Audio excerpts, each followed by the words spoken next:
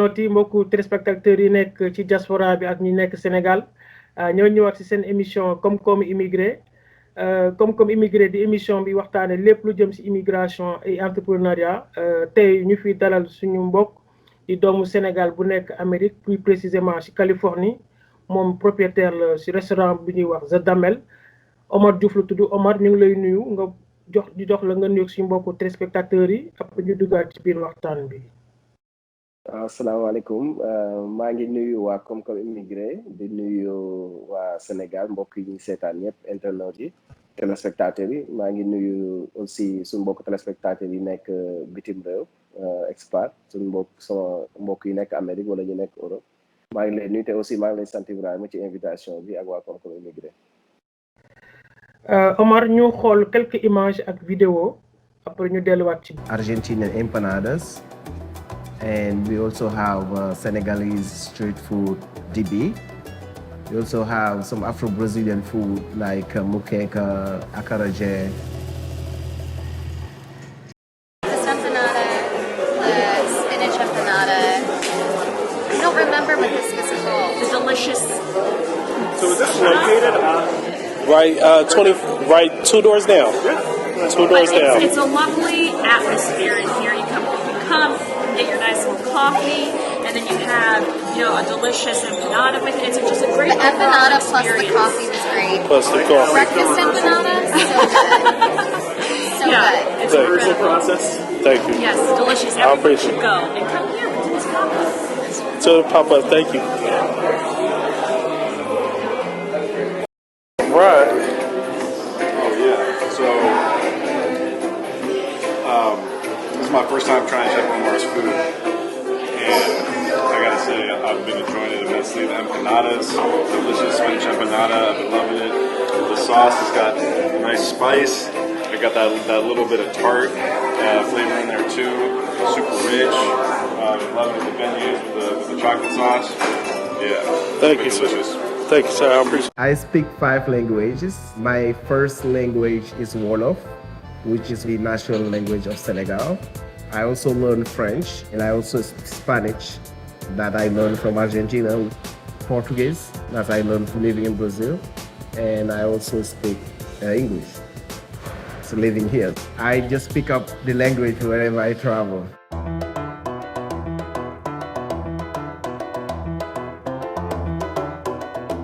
My name is Omar Diouf.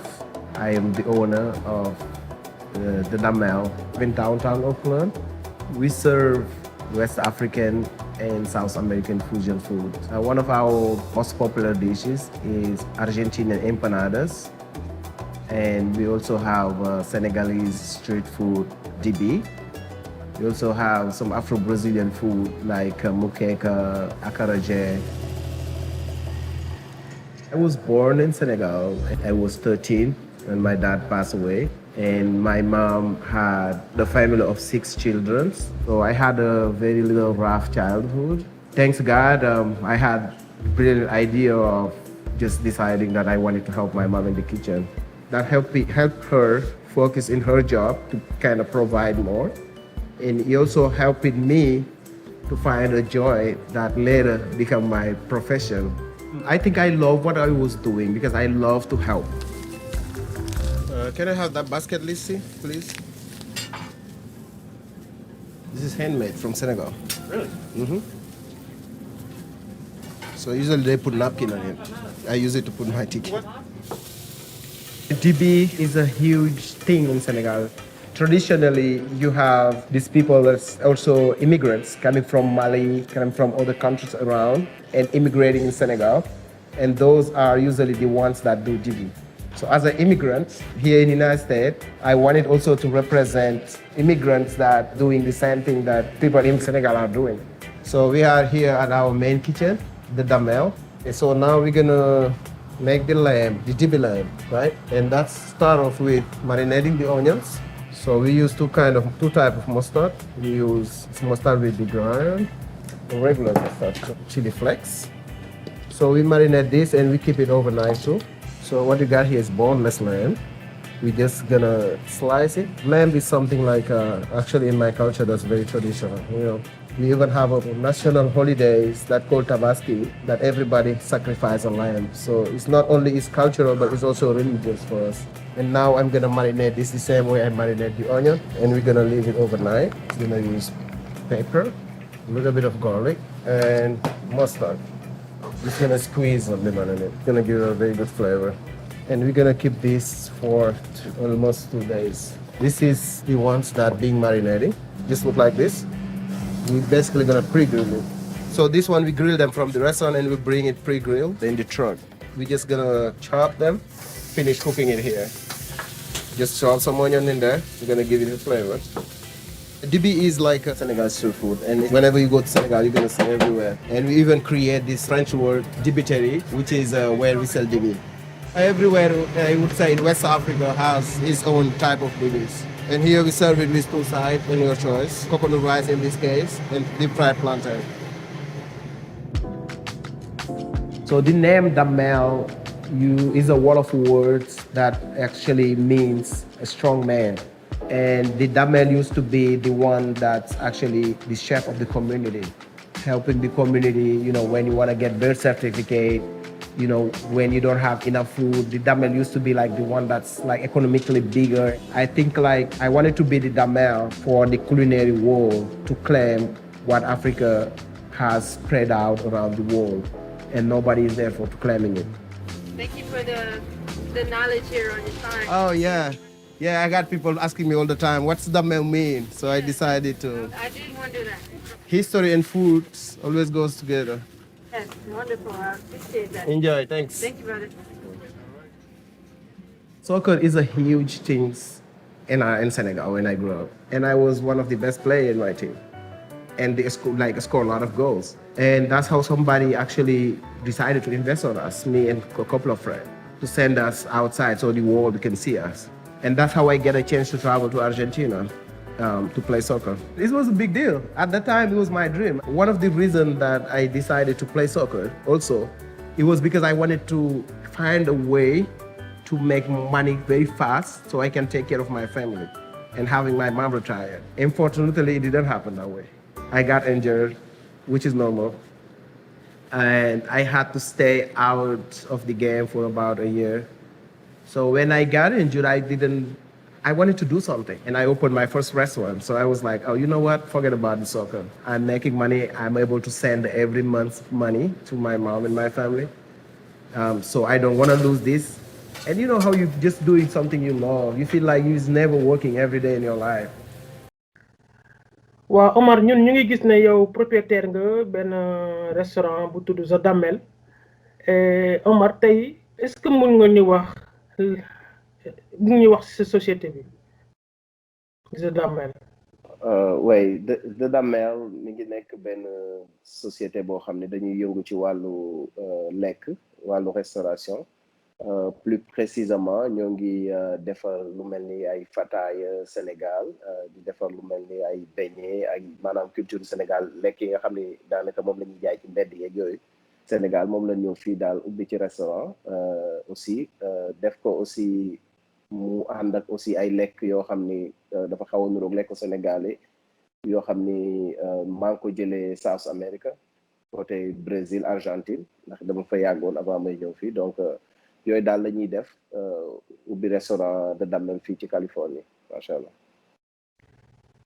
waaw Omar ñuy gis ni yaa ngi ko tuddee The Damel mais lan moo waral tur boobu The Damel. en fait The Damel xam nga ku juddoo Kajoor yoroo Kajoor moom daanaka xam nga Damel lu muy signifier ak lu ko tax a jóg donc man en fait maa ngi juddoo benn dëkk bu ñuy wax Ngaye Mékhé. mi ngi boo passé Thiès passé Tivaouane un peu donc dañu yaroo ci benn communauté boo xam ni d'ailleurs dañuy jàng depuis l'enfance ci affaire Lat Dior ñu ñëpp xam nañ ko histoire de Lat Dior histoire du Kayor Derklé et tout ça donc foofu tamit laa inspiré woo ci tur bi te tamit bëgg aussi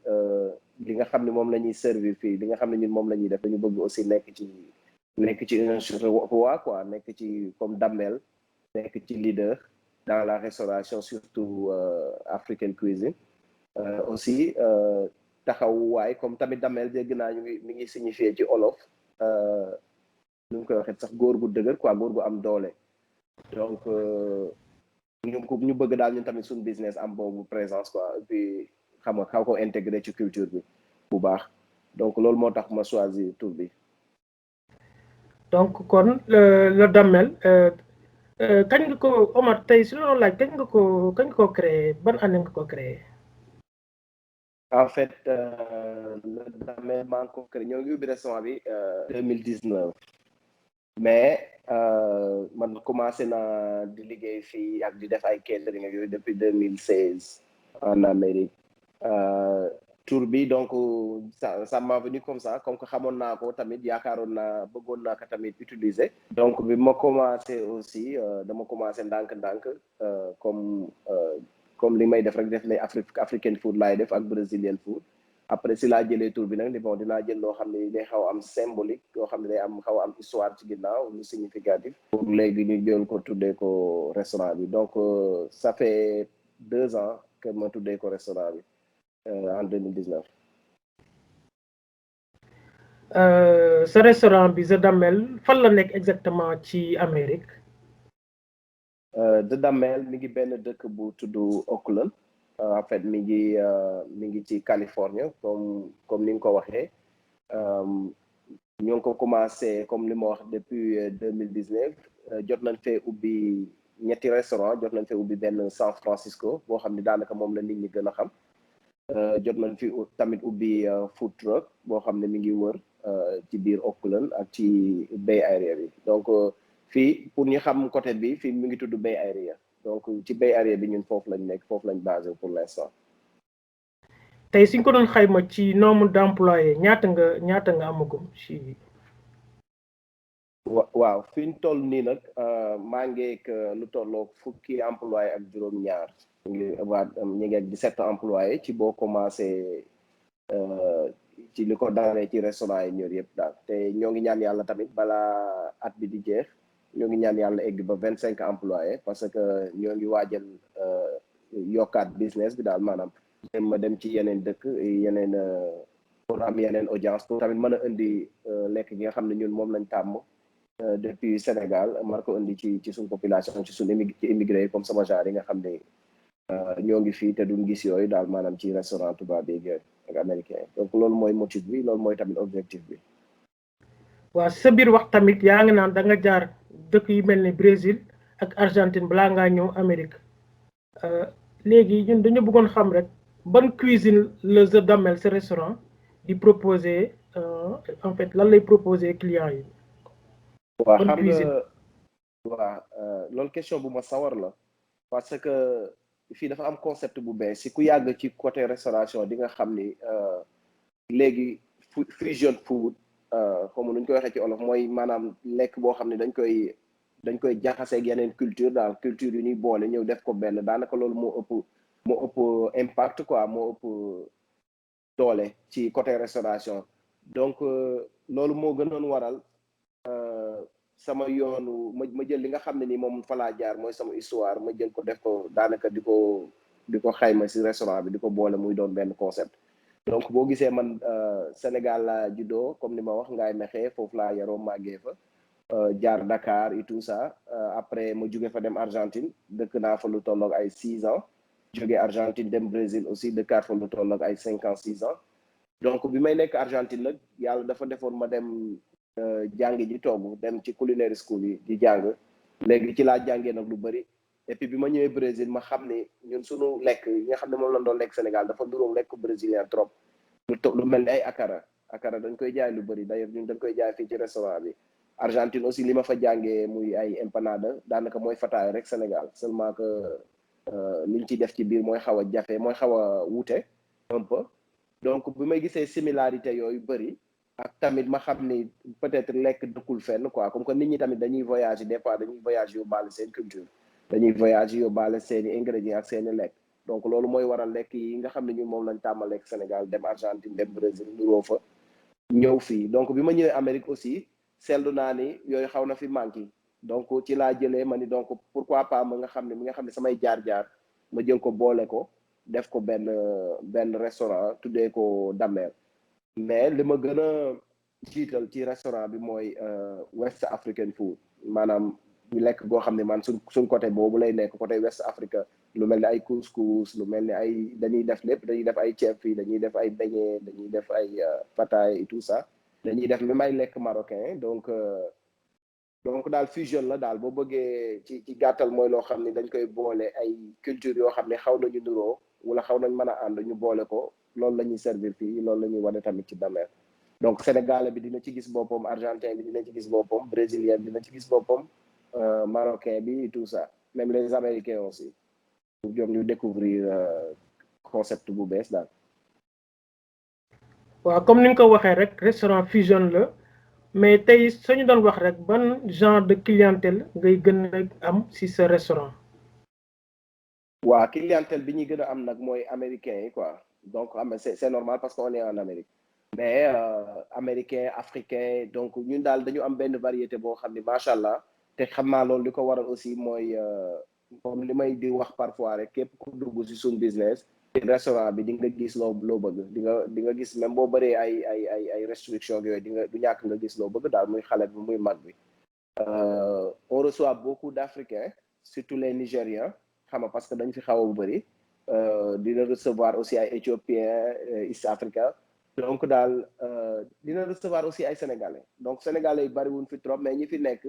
d'ailleurs ñu ci bëri dañuy ñëw ci restaurant bi tout le temps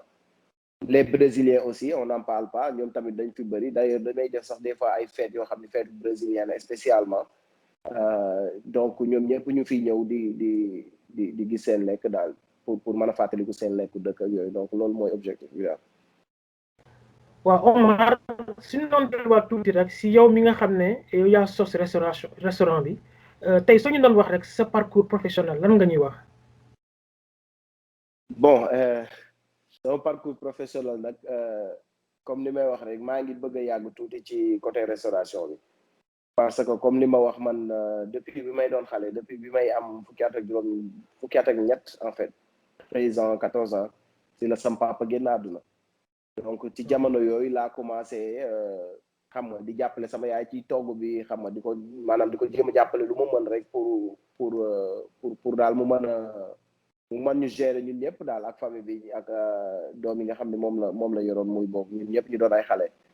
donc foofu laa gënoon a commencé nag di am intérêt ci togg xam nga di dugg si waañ bi à cet âge xam nga te ñun ñëpp xam na ni Sénégal duñu suñ culture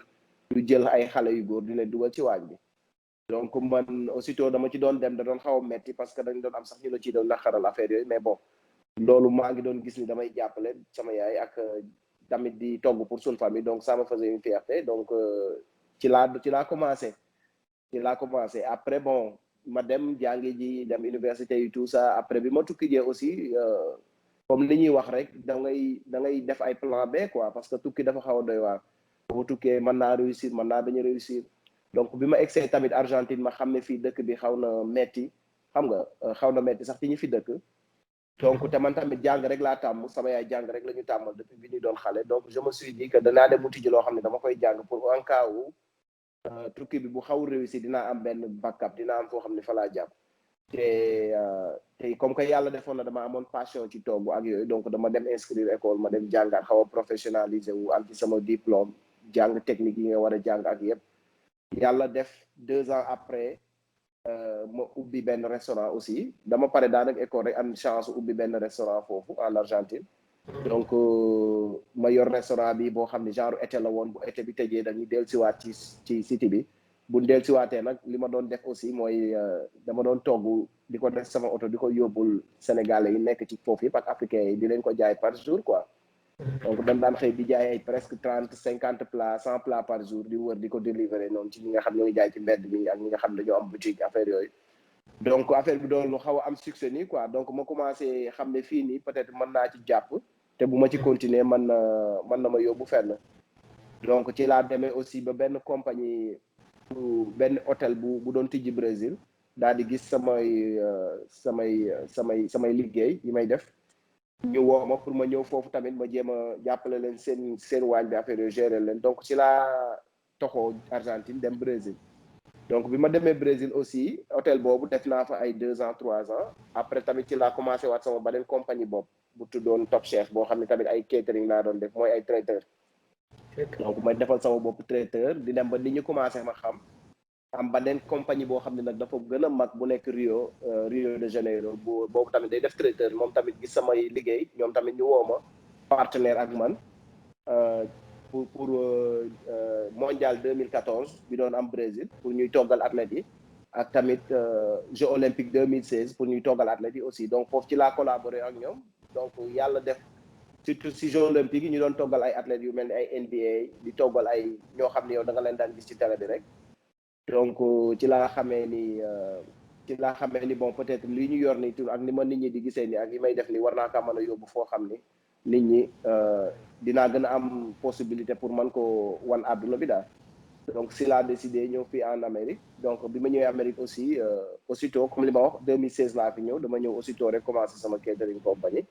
après bi ma commencé def catering def traiteur ba nit ñi commencé ma xam si laa ubbi restaurant donc parcours boobu yëpp donc mën naa ni bi may xale ba fii may toll nii yàlla si yoonu togg la ma jaarale daal te tamit sama objectif chaque jour moo doonoon nekk foo xam ne ni damay mën di servir nit ñi damay man tamit aussi nit ñi di la soxla te xam naa ne lekk moom ku man di xëy chaque jour surtout tukkuleer yi il faut ñu koy soxla même bu dee benn yoon ci journée bi donc nekk si position boo xam ne di nga mën a servir nit ñi une fois par jour au moins position bu baax la quoi. waaw Omar ñu gis ne am nga parcours bu am solo sur le plan professionnel te tamit sa jaar-jaar maanaam jugee Argentine jaar Brésil ak sa formation bi nga def dem ba Amérique ibi fa sa yëfu bopp mais dafa mel ni nag yow da nga créer benn style bu bees si wàllu restauration mooy da nga créer un restaurant mobile maanaam dafa mel ni da nga yore oto wala ay fourgon dafa mel da nga créer style lan moo waral loolu. waaw style bu bees bi ma créé nag en fait nekkul sax lu ma créé parce que comme li ñuy wax rek daanaka fii àdduna bi mënoo ci inventé dara loo xam nit ñi inventé wu ko donc mën naa ni daal peut-être li nga xam ne moom moo xaw a différencier ak yeneen restaurant yi fii en Amérique mooy comme sama cuisine man bi may servir mooy maa ngi ko tuddee cuisine afro-brésilienne donc afro-brésilienne boo xoolee dafa commencé fu sori dafa commencé si esclavage bi nit ñi commencé ñu leen di yóbbu en Amérique di leen yóbbu au Brésil affaire yooyu donc nit ñooñu doon jógee Afrique di dem Brésil dañuy comme li ma wax ci début bi dañuy yóbbaale seen culture dañuy yóbbaale seen i lekk seen i ingrédients donc tey jii boo demee Brésil da ngay gis benn communauté boo xam ni da ngay yaakaar ni Afrique nga nekk d'ailleurs sax am na yenn ay kii yu wax ni à part Afrique Brésil moo ëpp ay africain ci àdduna bi donc loolu c'est vrai am na benn dëkk bu tudd Bahia boo fa demee da ngay yaakaar ni Afrique nga nekk te ñoom seen communauté boobu ñoom mi ngi tudd afro-brésilienne donc boo xoolee am nañ ay fecc am nañ ay art martial comme ay capoeira affaire yooyu mais nag ci côté lekk aussi am nañ ci mais côté lekk bi aussi dafa xaw a traditionnel quoi mën naa ko wax entre guillemets donc man dama focus ci côté boobu léegi jéem ko indi moderniser ko jéem ko def restaurant léegi bu ko defee ñëpp xam ko comme ni capoeira siiwee ni afro-brésilienne dance siiwee pourquoi pas afro-brésilienne cuisine siiwee noonu donc loolu moo ma yëkkate fii ni Amérique ñun doomu ñoo ko fiy def côté oto bi ngay wax nekkul loo xam ne aussi maa ko créé loolu dafa doon concept boo xam ne léegi dafa xew peut-être li ma ciy dolli rek mooy man sama xalaat ci ginnaaw concept boobu mooy ñëpp mënu ma leen a indi sama restaurant c'est impossible donc man dinaa jël sama restaurant ma yóbbu ko ci ñoom donc defe naa moo gën a yomb donc loolu tax may jël lekk gi di ko def ci oto di ko yóbbu ci nit ñi di dem fu nit ñi di dajaloo ñu dem gaare fa jaay ko ñoom ñu gën a xam te tamit parfois loolu day tax tamit day indi côté marketing dañuy gën a indilaat ay clients parce que nit ñi dañuy xam ni peut-être gis naa sa club bi fayee gis naa ko fële mais comme li ma wax rek lekk moom ci côté lekk moom mënuñu ci créer benn kii bu bees concept bu bees yaakaar naa parce que da ngay jël rek daanaka benn affaire boo xam ne am na ba pare nga jéem ko moderniser wala nga jéem ko changer quoi un peu ouais. waaw loolu day wane rek que le client est roi mooy da ngay fekk client bi servir ko ma su doon delluwaat rek ci sur le plan administratif tey ban démarche administrative la nga xam ne moom la nit di def pour créer son entreprise aux États-Unis particulièrement un immigré. waaw gis nga nag Amérique dafa doon dëkk boo xam ne dafa faire comprendre nga man ci sama xalaat bari na suñ mbokk yu ñu fi nekk ñoo xam ni peut-être dañuy ñaxtu dañuy kaas affaire mais man sama xalaat Amérique nekk na dëkk boo xam ni tey ji boo jaaree fi nga war a jaar maanaam yàlla suturaal la nga am kayit yi nga war a am ak yooyu yëpp mën nga def li américain yi di def daanaka seulement que da ngay ignorer un peu xam nga ñi lay découragé loo ak loolu si côté restauration nga xam ni man ci laa yëngu déjà man ba fi may waxee yow chaque jour daanaka ma jàppale nit wala ma jàppale nit ci conseil boo xam ne nii dina ko mën a def pour bu bëggee ubbi restauration wala beneen business bu mën a ubbi man musuma dem business school musuma dem jàngi ji business mais damay jàngal sama bopp waaw defe naa premier pas pour ku bëgg a ubbi fii restaurant wala ku bëgg a ubbi li mu doon même bu dee sax da ngay jaay daal wala loo mën di def je crois que boo loo xamulee da nga war a dem nga gëstu ji xam-xam xama nga jàng ko boo paree tamit nga laaj nga jéem a def say recherche nga jéem a laajte par exemple lan ngay def ba def yan document la ñuy laaj lan la ñuy tere nga bàyyi ko affaire yooyu côté restauration compliqué na compliqué wul parce que ay permis lan lay laaj ay par exemple boo demee lire seen rôle yi nga xam ni ñun lii la ñuy tere lii la ñuy soxla lii la ñuy kii nga dem ba fexe yooyu yëpp nga matal ko boo ñëwee dañ lay jox kayit bi Amérique amul ay caaxaan ci côté boobu comprendre nga donc man ci sama côté xawul woon jafe parce que comme li ma wax rek dama dem gëstu ji xam li ñuy laaj lépp bi ma dajalee li ñuy laaj lépp bi ma ñëwee ci fu mel ni par exemple jox la benn exemple am na benn kii bu ñuy tuddee Alameda County Health Department ñoom ñooy yor mi ngi mel ni bu doon service d'hygiène Sénégal mënoo tijji te jaaru seen loxo te ñoom ñoo gën a taf ñoo gën a jafe diilal waaye yàlla dafa def bi ma fay dem tamit daanaka defuma ko lu mat 10 minutes ndax dama def samay recherche ba nga xam ne bi may ñëw samay feuille dama ko def ci carpet li ñuy laaj lépp jox leen fay li may fay ñu signé jox ma samay kayit ma dem donc daal képp koo xamante ni da nga am volonté ubbi restaurant mën nga ko def te restaurant bala moo gën a neex ñu bëri man su ma sañoon Sénégal bu mën togg wala nga am xam-xam ci togg wala dara nga ubbi restaurant parce que dina tax nit ñi xam ni lekku Sénégal neex na dina tax nit ñi tamit fu nu toll di jéem a gëstu fu ñuy gisee lekku Sénégal te boobaa dina ma gën a indil ay client man sama bopp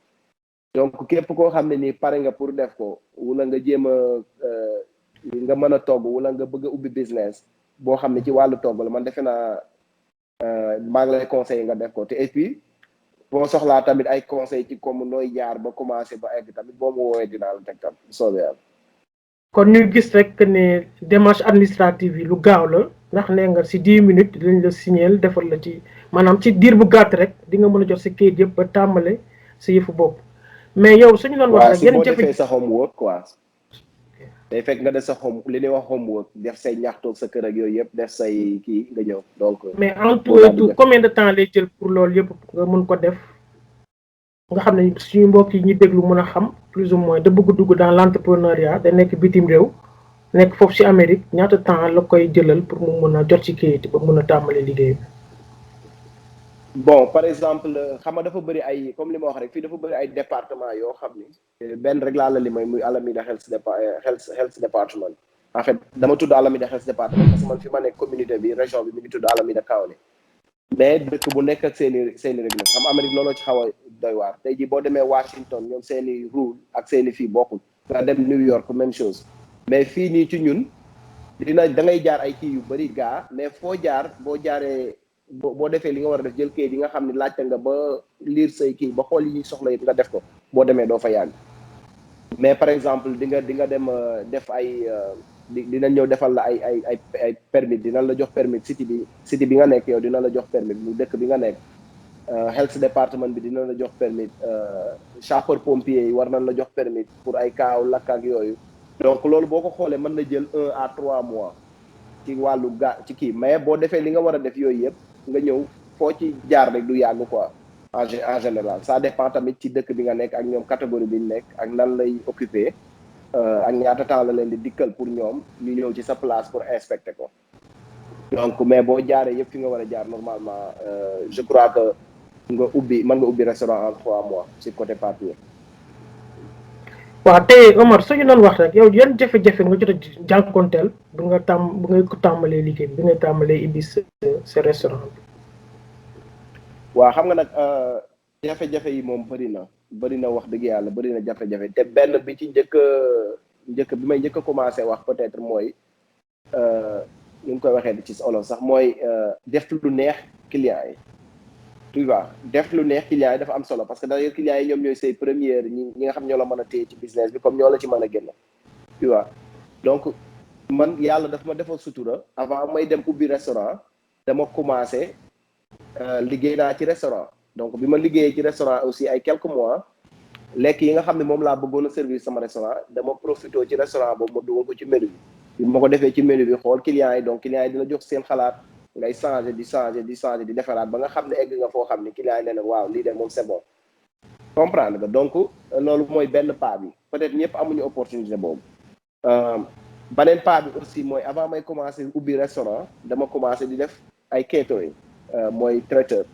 peut-être traiteur li ma ci doon may chance mooy peut-être boo ñëwee da ngay ñëw fekk benn groupe boo xam ne 100 personnes la nga ñëw defal leen traiteur bu ko defee nga defaat ëllëg sa nga defaat beneen groupe boo xam ne 30 la ëllëg sa nga defaat beneen groupe boo xam ne 50 la donc nit ñi petit à petit dina la commencer xam bu la nit ñi demee ba xam nag boo ubbee restaurant ñun déjà je me rappelle jour bi ñu defee sama inauguration premier restaurant dafa fees ba amul nuñ fu nit ñi toog parce que déjà nit ñi xamoon nañ ma ba pare donc jafe-jafe yi nga xam ne ni moom laa doon am mooy jafe-jafe yi nga xam ni dinaa ko fexe ba nit ñi li may leen di proposer mu neex leen tu vois deuxième jafe-jafe bi mooy employé yi mooy ñi leen liggéeyal ñooñu moom yàlla tamit dafa def des fois da nga ci am ay jafe-jafe parce que da ngay indi concept bu bees mi ngi mel ni nga bëgg a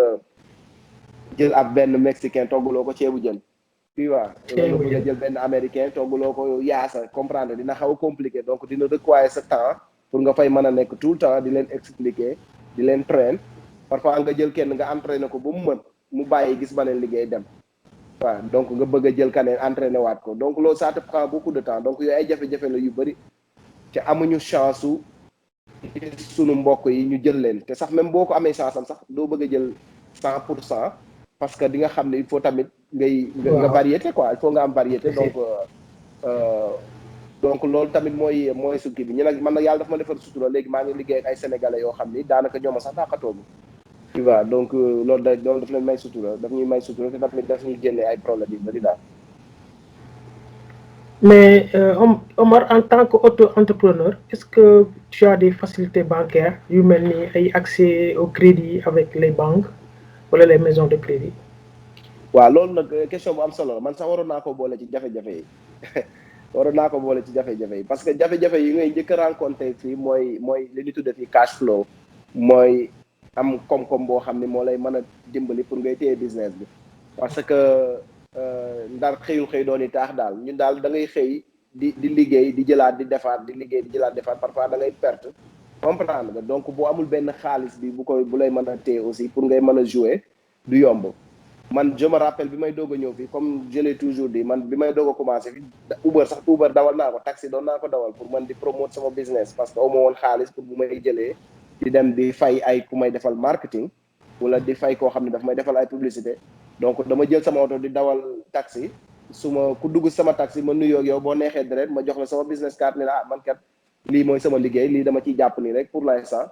te loolu dafa réussir woon parce que daanaka sama catering yi ma amoon yi ma njëkk a am yépp daanaka ñoon ci foofu laa leen xamee ba fii may waxee yow am na client yoo xam ne ci bi may dawal taxi laa leen xamee donc stratégie boobu ma utiliser woon ça m'a bien servi pour léegi may ñëw comme par exemple foo xam ne xaalis dafa waroon a dem nga utiliser sa xel wala utiliser say créativité nga mën ko jàll mu dem léegi nag nekkul na côté yépp nga koy mënee parce que comme li nga wax rek ñun dañ fee ñëw fii daanaka boo xoolee ñi fii xaaj bi yépp mën naa ni ñi nga xam ne daanaka ñoo jógee fi ñu jógee ñun Sénégal mën naa am fii dañ fi ñëw pour sàkku si donc ëndaale wu fi xaalis donc da ngay jéem a utiliser sa xel jéem a utiliser sa dal comprendre nga jéem a tamit utiliser sa courage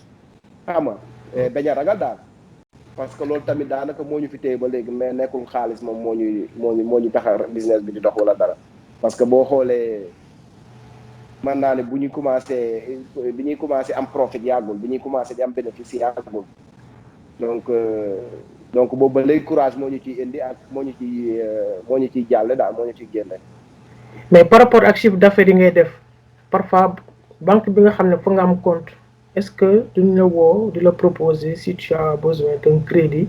pour gën a soxali sa liggéey? Bon c'est le contraire fii peut-être y a des banques yoo xam ne dina la nangoo lebal xaalis mais dañ lay teg ay taxes yoo xam ne ni da nga naan sax bu ma yëgoon du ma ci dugg donc c'est le contraire man pour man business ñun fii jafe-jafe yi may am ci business kuy doog a commencer business mooy accès au crédit mooy nga am crédibilité boo xam ne parce que fii Amérique dafa am benn affaire boo xam ne moom la ñuy wax crédit ñi fi nekk xam nañ ko donc boo amul boobu crédit kenn du la lebal d'ailleurs boo doon jënd oto ku am crédit ak ku amul crédit ki am crédit moom otoom du cher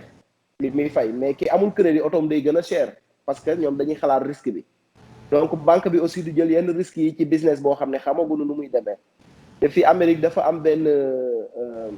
benn analyse boo xam ni gouvernement bi daf koy def dañuy wax ni peut-être plus de 50% restaurants yi tijji en 2 ans dañuy tëjaat te loolu ay chiffres yoo xam ne dafa réel ñun yàlla def na ñun ñoo ngi ci suñu 2e année ñun fii bu le 15 mai la ñuy am 2 ans restaurant bi donc boo amagul 2 ans amagoo crédit mënagoo wane profit mënagoo wane xaalis buy dugg buy génn dafay jafe pour yow nga am nga dem ci banque bi mu lebal la xaalis d'ailleurs am naa sama banque depuis ba ma ñëwee fii waaye boobu ba léegi saa ma demee ci ñoom ne amal leen ma xaalis ñu jëjaat seen i mais damay comprendre parce que xam naa ni sama facteur de risque bi ma am instant yi dafa bëri donc su ma jàllee samay 2 ans continuer waa noonu yàlla mën na def ba peut-être di nga am accès ci crédit donc am na ay yenn private investors yu ñuy wax am na yenn compagnie privée yoo xam ne nii booy doog a commencer parfois dinañ la wóolu lebal la xaalis mais comme li ma wax rek peut-être lan lay lebal 100 francs mais da nga leen di fay 200 francs wala 250 francs te loolu tamit bu boobaa day xaw a métti tuuti donc côté boobu tamit jar na sóoraale man daal lu ma doon xelal koo xam ne ni da ngay commencer restaurant mooy boo amul crédit mooy par exemple nga def comme ni suñu maam yi daan def rek boo jaayee li nga jaay nga dem jëlaat ko nga investiraat ko nga dem jëndaat nga defaraat comprendre ngay def loolu ndànk-ndànk rek keroog yàlla di la defal sutura ba nga toll foo xam ne nii peut-être mën nañu yëkkati benn xaalis bi abal la ko wala nga am partenaire bu mën a indi xaalis jàppale la pour nga dem. wala sax pourquoi pas nga bokk benn tontine parallèlement. exactement tontine fii dafa kii la mënoo ko def légalement. mais bon mën nga ko bokk au Sénégal. mën nga ko bokk faneen foo xam ne nii bon peut-être exactement loolu tamit xam nga loolu tamit genre yërmande la rek. ni Sénégal yi amee yërmande seen. épargne la. voilà épargne la aussi donc loolu tamit c'est une bonne option. mais tey Omar suñu doon defal rek benn bilan bu sommaire rek sa activité depuis 2016 comme ni nga ko waxee lan nga ñuy wax. bon depuis 2016 bon man dama ñëw fii dama xamaan ni avant ma fii ñëw aussi dama amoon loo xam dafa leeroon sama bopp mooy dama bëgg a nekk sama entrepreneur bopp dama bëgg a créer loo xam ne ni dinaa ci mën a dimbali ay nit ñi dinañ ci gis seen bopp dinaa ci mën a dimbali suñu waa kër dinaa mën a dem ba yor suñu waa kër donc loolu nekkul sax sama ñëw Amérique moom moo ko waral loolu depuis ba may génn Sénégal la woon donc comme tous les immigrés yaakaar naa fii boo xoolee yow sax mën nga ma si wax daanaka ñi fi nekk ñëpp wala xaaj bi yëpp daanaka li nga nar a lekk tey sax boo ko naree lekk da nga koy xaaj yónnee xaaj bi Sénégal waa Sénégal bokk ko waa Sénégal daal donc ñun ñëpp loolu moo ñu yëkkati tu vois donc sama dox tamit ba ma ñëwee fii depuis loolu moo doon sama concentration lan laay mën a def ba génnee ci sama famille ba génnee leen ci point A yóbbu leen point B donc xëy dem liggéey wàcc dem toog sama kër du ma tooñ du ma dugg si lu yoon du sama yoon nekkul liggéey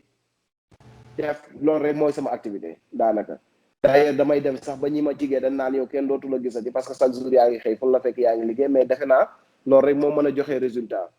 tu vois gëm ni tamit gëm sa bopp tamit te gëm ni tamit comme li benn paa di wax rek am na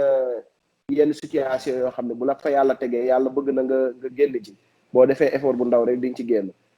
donc xaw ma ndax répondre dans ces questions mais en fait loolu rek moom moo fi am ñun xëy rek dem liggéeyi jéem a wut lu ñu am yóbbuwaat ko dëkk ba investir dëkk ba loolu moo doon suñu objectif te ci tamit loolu ci la nekk depuis bi ñu fi ñëwee. waaw kon lii day wane ne rek picc ngi ci kaw waaye xel baa ngi ci suuf. kon ñu jàpp ne rek question bu leen laaj mooy yow gisoon ni diaspora bi mën na constituer une dynamique pour le développement du Sénégal. mais c'est indispensable man je crois que gis nga tey jii su ma mënoon a toogandoo ministre de l'extérieur wala des affaires extérieures wala président de la République ci sama domaine particulièrement muy côté restauration man bu boobaa dama naa leen focus leen jéem leen a jël ngeen dimbali ñi nga xam ne ñoo nekk ci côté bii ñi ci diaspora bi ñu jéem a génne turu Sénégal jéem koo faram-fàcce ci dëkk bi daal jéem koo kii parce que je crois que développement àdduna bi boo gis defe naa politique internationale mënu ci ñàkk comprendre na am say doom tamit yi nga xam ne ñoom ñoo nekk à l'extérieur mënul ñàkk seen intervention pour réew mi développer mënul ñàkk xam nga Amérique gi déjà boo xoolee ñëpp xam nañ ko Amérique ay immigré ñoo ko sos ba léegi ay immigré ñoo fi ëpp te ñoo ëpp doole ci àdduna bi donc ñun tamit bu nekkee suñu réew nga xam ne daanaka ñun ñooy mën naa ni xaw ma damay bañ a wax lu ma wóorul mais mën naa am ci dëkk yi ëpp Afrique ay immigré ci lañ bokk yoo xam ne ñoo ngi bitim réew donc bu ñu utiliser ñooñu seen pouvoir bi ñu am maanaam doole bi ñu am ci numéro ak doole bi ñu am ci xam-xam parce que ku tukki da ngay gën a am xam-xam loolu yàlla moo ko def ku tukki da ngay am xam-xam ci côté àdduna da ngay am xam-xam ci jàngat ci laneen loo xam ne daawoo ko gis sa réew nga mën ko indi sa réew du ma jël lépp ma teg ko ci loxo état bi aussi damay jël aussi ñun suñu mbokk yi nga xam ñun ñoo nekk fii commencé ko si man parce que man depuis ça fait presque 1 an sama force yëpp daanaka demagul naa Sénégal ñaari yoon yoo xam ne ubbi restaurant. ni diaspora bi mën na constituer une dynamique pour le développement du Sénégal. waa Ibrahima man pour man c'est indispensable quoi pour man diaspora bi c'est indispensable que maanaam mënuñu développer sans le diaspora comme sànq ni ñu koy waxee rek xaalis bu bëri la immigré yi di indi ci Sénégal di ko investir di ko liggéey ci àdduna bi di ko indi te benn part dama doon aussi ñaan état Sénégal aussi que ñuy gën ñu jàppale wala gën ñu encadrer xam nga pour ñun ñu mën a indi Sénégal yenn ñu gën a indi yokk koom-koom bi ñuy indi Sénégal daal waaw parce que man par exemple dama lay jox sama exemple personnel man maa ngi ñëw Sénégal aller retour pour ubbi restaurant ça fait 2 ou 3 fois may ñëw mënuma fexe ba mu sotti donc jafe-jafe boobu des fois parce que boo ñëwee 15 jours ngay am 1 mois doo mën a taxawal yenn yi parce que dañ lay laaj yoo xam ni amoo ko wala ñu lay laaj yoo xam ne dafay kii daal te li ma bëgg a indi mooy li nga xam ne moom laa nekkal fii muy dox fii nit ñi di ko bëgg américain yi di ko bëgg donc loolu laa bëgg a dem tamit indiwaat ko Sénégal affaire yooyu benn instant du sax wut xaalis mais pour tamit am ay employés mën a développer Sénégal au Sénégal donc man pour man diaspora bi ñoom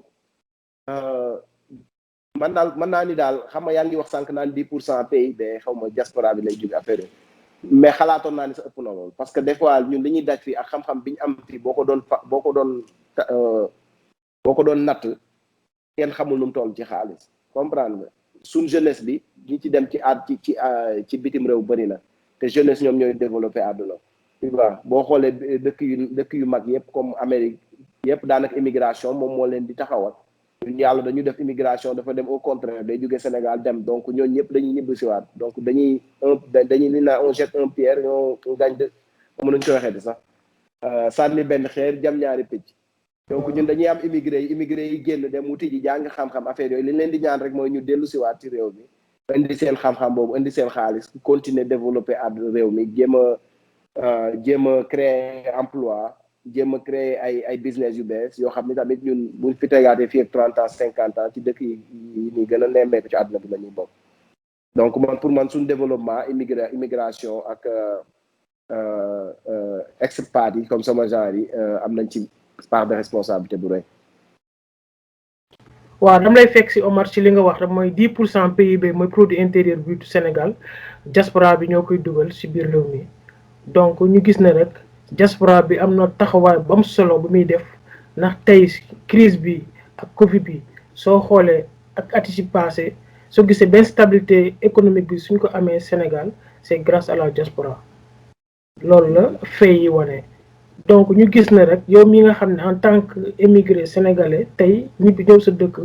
bugg ibbi say activité tu as des problèmes parce que kayit ñu lay laaj ndax dafa jot ñu am benn institution laa wax de nga xam ne lu koy tax a jóg mooy la diaspora nga xam ne lu waaye du ut di jóge bitim réew moo xam sur le plan administratif sur le plan des investissements lépp foo nga jëm ñu jël say information ñu accompagner la orienter la loolu aussi dafa doon li nga xam ne ñëpp koy jooy tey Omar dama doon laaj rek yow tes perspectives c'est-à-dire mooy say mbébét ci activité yi ngay def nii yan mbébét nga am pour le futur yan ngay wax. Bon loolu question bu may sawar a tontu la parce que daanaka ñun li ñuy liggéey depuis bi ma commencé ba léegi ñun pour atteindre suñu objectif rek la d'ailleurs chaque année dañuy jël ay goal dañuy teg suñuy mbébét ni fii lañ bëgg a egsi fee lañ bëgg a egsi te yàlla mi ñuy dimbali mi ñuy teg ci yoon bi. Donc man sama objectif mooy comme ni ngay déggee McDonald's fépp ci àdduna bi di ko déggee ay Burger King di ko déggee compagnie yu mag yi nga xam ne ay américain ñoo ko moom muy dem fépp ci àdduna bi nga koy déggee man tamit noonu laa bëggee ba ñun foo toll ci àdduna bi nga fay déggee Damel te ñun ci loolu la ñuy nekk sax ci loolu la ñuy liggéey bëgg naa ñu toog ñu ne lii kat doomu sénégalais moo créé lii moom moo indi lii tu vois cuisine sénégalaise mi ngi ci àdduna bi yëpp mi ngi wër ci àdduna bi yëpp grâce ndax compagnie bi donc te loolu tamit dinañ soxla bu baax ndimbalu gouvernement bi dinañ soxla ndimbalu sénégalais yi support dinañ soxla lépp daal loo xamante ni nii mën nañoo teg ci yoon boobu boo xam ne ñun ñëpp dinañ si jariñu parce que imagine des fois dama koy wax sax sama mbokk yi may liggéeyee loolu ni dama naa leen su ma sañoon dinañ dem ba foo xam ne nii dëkk boo xam ne nii en fait mi ngi fii Amérique wala dëkk boo xam ne nekkul Amérique aussi Sénégal yi nga xam dañuy am jafe-jafe liggéey dinañ am place boo xam dinañ fa mën a dem liggéey te man loolu mooy sama objectif donc dinañ rayante ba tamit dinañ jéem a atteindre maximum si objectif boobu dinañ dem ba foo toll fu neen toll foo xam ne nii peut-être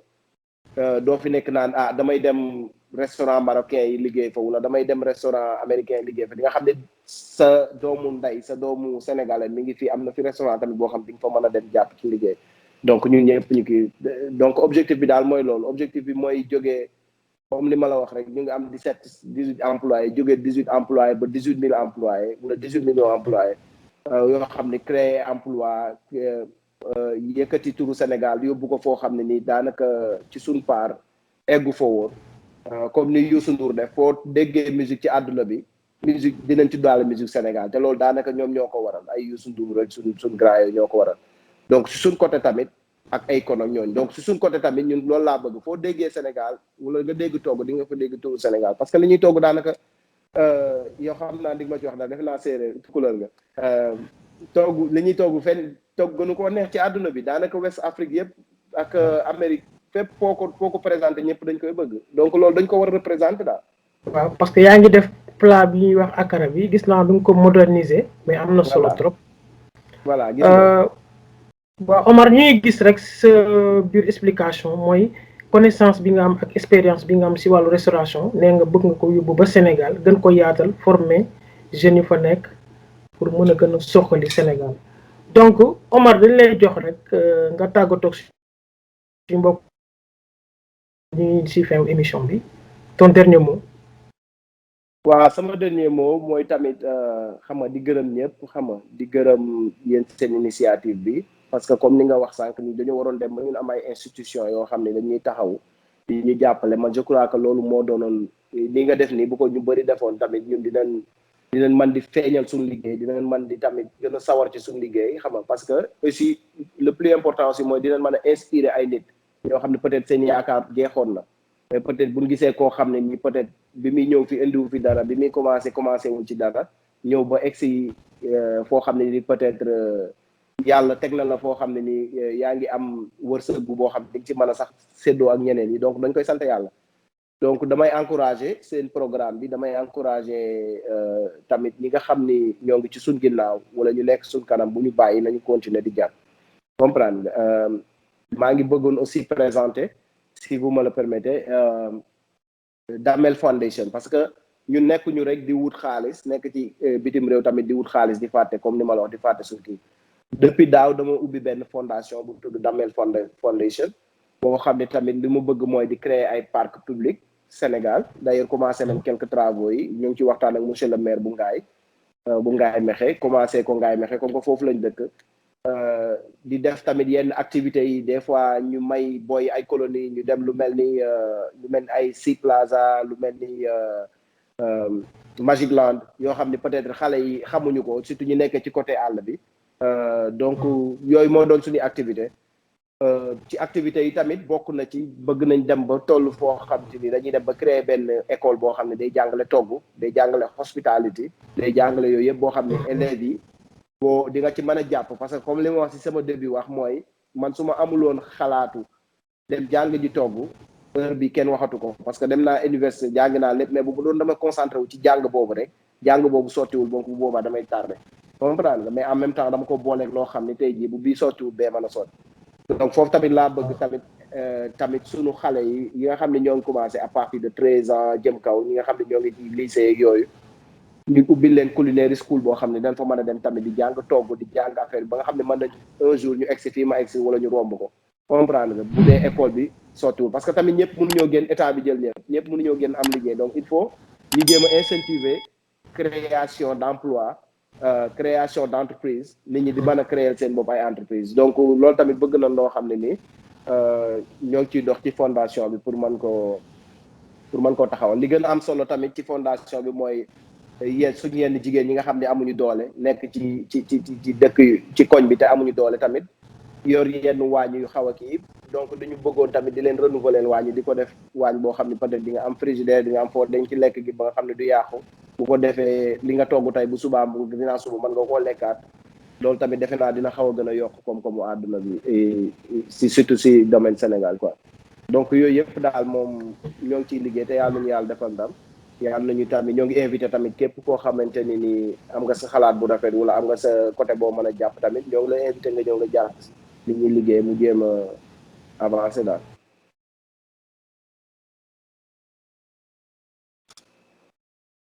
ñu jaajëfal sa taxawaay sa liggéey bi ngay def di doomu Sénégal dem ba Amérique du fa yëfu boppam vraiment jàmbaar nga de yaa ngi koy yaatal bëgg nga dugg sax ci social bi donc ñu ngi lay wax rek ci kaw ci kanam di kontaan di am bég dalal la tey ci émission Koom-Koom immigré xam naa rek ñu joxe dig daje suñu mbokku téléspectateurs yi suñu mbokku internetu Koom-Koom immigré